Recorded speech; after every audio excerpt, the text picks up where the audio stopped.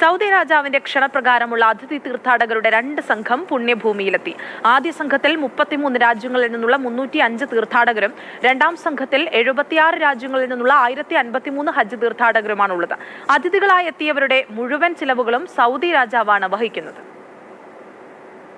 ലോകത്തിന്റെ വിവിധ ഭാഗങ്ങളിൽ നിന്നുള്ള പ്രമുഖർക്കാണ് സൗദി ഭരണാധികാരി സൽമാൻ രാജാവിന്റെ കാർമ്മികത്വത്തിൽ വിശുദ്ധ ഹജ്ജ് കർമ്മം ചെയ്യുവാനുള്ള അവസരം ലഭിച്ചത്. 100 രാജ്യങ്ങളിൽ നിന്നുള്ള 1300 തീർത്ഥാടകർക്കാണ് ഹജ്ജിനായി അവസരമുള്ളത്. തീർത്ഥാടകരിൽ കേരളത്തിൽ നിന്നും മുസ്ലിം ലീഗ് സംസ്ഥാന അധ്യക്ഷൻ പാണക്കാട് സയ്യിദ് സാദിഖ് അലി ശിഹാബ് തങ്ങളും പത്നിയും ഉൾപ്പെടുന്നു. ഇതിനകം 2 അതിഥി സംഘങ്ങളാണ് പുണ്യഭൂമിയിൽ എത്തിയത്.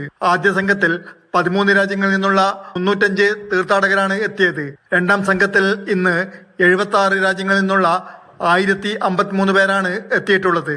റോസാപ്പൂക്കളും ലഘുഭക്ഷണങ്ങളും നൽകിയാണ് രാജ്യത്തേക്ക് അതിഥി തീർത്ഥാടകരെ ചെങ്കടൽ നഗരമായ ജിദ്ദയിലെ കിങ് അബ്ദുൽ അസീസ് അന്താരാഷ്ട്ര വിമാനത്താവളത്തിൽ സ്വീകരിച്ചത്. ലോകമെമ്പാടുമുള്ള മുസ്ലിങ്ങളെ സേവിക്കുന്നതിൽ സൗദി ഭരണാധികാരികളുടെ താല്പര്യത്തെ എടുത്തു കാണിക്കുന്നതാണ് അതിഥികളായി ഹജ്ജ് ചെയ്യുവാൻ ക്ഷണിക്കുന്നതിലൂടെ വ്യക്തമാക്കുന്നത്. രാജാവിന്റെ ആതിഥേയത്വത്തിൽ എത്തുന്ന തീർത്ഥാടകർക്ക് ഹജ്ജ് പൂർത്തിയാകുന്നതുവരെ മുഴുനീള സേവനം നൽകുവാനുള്ള സംവിധാനം ഒരുക്കിയിട്ടുണ്ട്.